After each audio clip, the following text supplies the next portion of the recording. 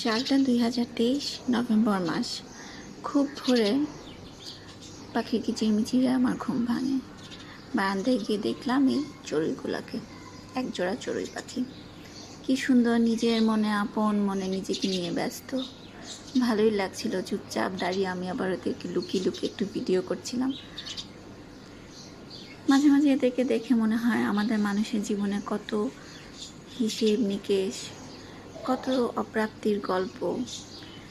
ছোটবেলায় ভাবি বড় হব কবে, আবার বড়বেলায় এসে ভাবি ছোটবেলাটাই কত সুন্দর ছিল, কোনো চিন্তা ছিল না, ভাবনা ছিল না। কি অদ্ভুত।